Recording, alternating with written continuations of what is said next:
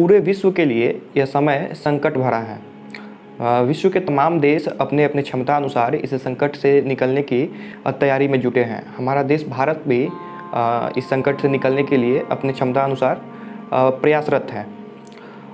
बात की जाए अगर हमारे देश की, खासकर हमारे राज्य बिहार की, तो आए दिन कोरोना वायरस अपना पैर पसार रहा है और प्रतिदिन नए नए रिकॉर्ड कायम कर रहा है। ऐसे में कल एक वीडियो पटना के एम्स अस्पताल से आई थी जिसमें कोरोना संक्रमित लोगों को अस्पताल में बेड नहीं मिलने का शिकायत था। आज उसी बारे में मैंने सोचा कि चल के इस बीमारी के बारे में, इसके संक्रमण के बारे में थोड़ी बहुत जो भी मुझे पता है उसे आप लोगों से साझा किया जाए। नमस्कार, मेरा नाम राकेश है और आप प्रयास न्यूज़ का यह वीडियो देख रहे हैं।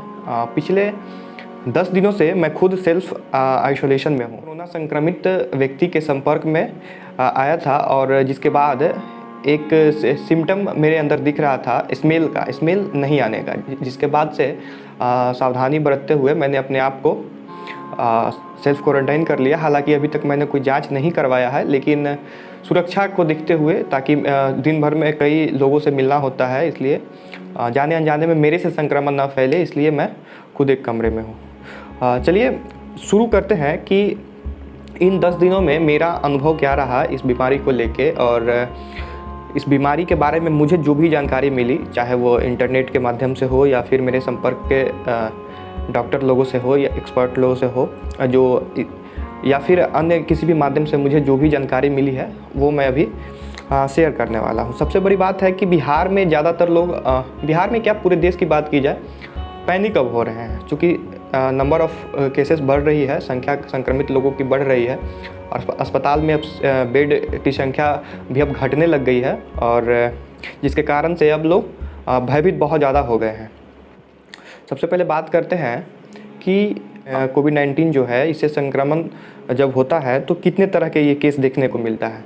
नॉर्मली इन 10 दिनों में मुझे जहाँ तक जानकारी मिली है, 3 तरह के ये केस देखने को मिल रहा है। एक माइल्ड, मॉडरेट और एक सीरियस। माइल्ड जो केस है, इसके अंतर्गत ज़्यादातर लोगों को संक्रमित वो हो रहे हैं और स्वतः जो है ठीक हो जा रहा है, उनमें किसी तरह का कोई लक्षण नहीं दिख रहा है। 8 से 10 दिनों में वह स्वस्थ हो जा रहा है, हालांकि उनसे संक्रमण फैलने का डर होता है।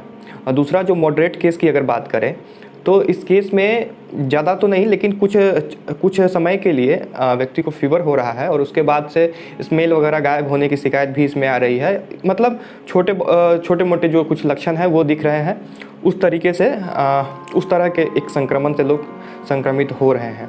और तीसरी की अगर बात की जाए, जो सीरियस में आता है, सीरियस केसेस में आता है, जिनमें पहले से कोई बीमारी हो, कैंसर हो या फिर लंग्स से रिलेटेड कोई बीमारी हो, हार्ट से रिलेटेड कोई बीमारी हो, किडनी वगैरह से कोई अगर बीमारी हो, तो उन लोगों का जो है सीरियस केस हो रहा है, जिन्हें अस्पताल जाने की ज़रूरत है।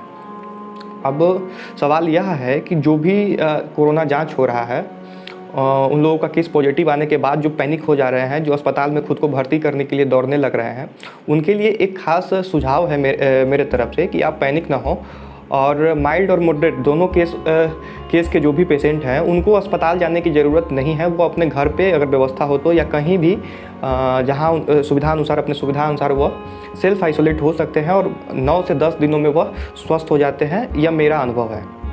और मेरे संपर्क में ऐसे लगभग में 200-250 लोग हैं जिनका स्मेल गया, और हो सकता है आप जो लोग वीडियो देख रहे हैं उनमें से भी कई लोगों का स्मेल गया हो और 4-5 दिनों में वापस आ गया हो, या फिर हल्का फुल्का फीवर हो, सीजनली अटैक जैसे होता है, वायरल फीवर, फ्लू जो भी है उस तरीके से, तो वो सब स्वतः जो है ठीक हो जाता है।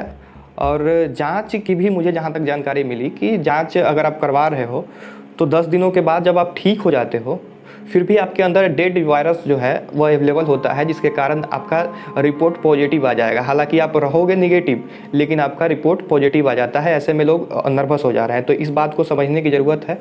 और आजकल तो इंटरनेट का ज़माना है, सभी लोग अपने अपने स्तर से मुझे लगता है कि लोग सर्च कर रहे होंगे, देख रहे होंगे, समझ रहे होंगे, अपने अपने संपर्क के डॉक्टरों से मिल रहे होंगे। तो इन सभी बातों के पीछे मेरा एक ही मकसद है कि ज़्यादा पैनिक होने की ज़रूरत नहीं है।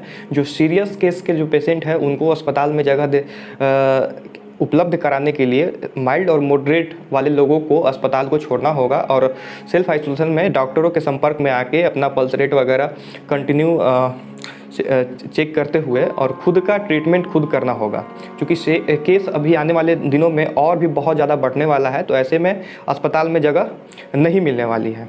और मुझे लगता है कि अब बिहार सरकार को भी या पूरे देश की अगर बात की जाए तो केंद्र सरकार को भी अब यह ऐलान करना चाहिए कि सेल्फ आइसोलेशन में जिनमें छोटे छोटे लक्षण दिख रहे हैं, जो स्वस्थ हैं, जो चल फिर सकते हैं, वैसे लोगों को होम क्वारंटाइन में छोड़ दिया जाए। उनके ट्रीटमेंट का खास जो है शेड्यूल जारी किया जाए, दिशा निर्देश जारी किया जाए।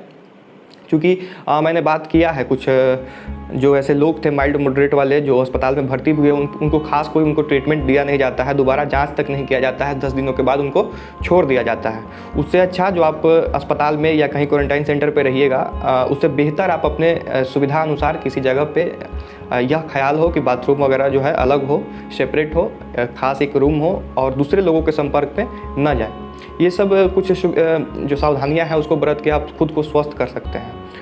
तो फ़िलहाल के लिए यही इस वीडियो को बनाने के पीछे मकसद यही था कि पैनिक ना हो और बहुत ज़्यादा डरे नहीं इस कोरोना से। कोरोना लगभग में सबको होना है और ऑटोमेटिक जो है आपके अंदर जब यह वायरस आती है उसके बाद एंटीबॉडी बनता है और आपका शरीर जो है इस वायरस से लड़ने के लिए तैयार हो जाता है, फिर आप स्वस्थ हो जाते हो। परेशानी उन्हीं लोगों को हो रहा है जो पहले से जिनमें कोई बीमारी हो, बाकी स्वस्थ लोगों को इससे डरने की ज़रूरत नहीं है और पैनिक होने की ज़रूरत नहीं है। तो अभी के लिए इतना ही। अगर वीडियो आप लोगों को पसंद आई हो तो लाइक कर दें, कमेंट में अपना सुझाव दें या फिर कोई अगर समस्या हो तो उसको भी कमेंट बॉक्स में रखें। चैनल को अगर अभी तक आपने सब्सक्राइब नहीं किया तो सब्सक्राइब कर लें और आप लोगों की अगर डिमांड होगी तो इसका नेक्स्ट पार्ट भी बनाया जाएगा कि स्मेल या टेस्ट वगैरह जाने पे या माइल्ड मॉडरेट केस वाले लोगों को क्या करना चाहिए, किस तरीके से अपने घर में रहना चाहिए। फ़िलहाल के लिए धन्यवाद।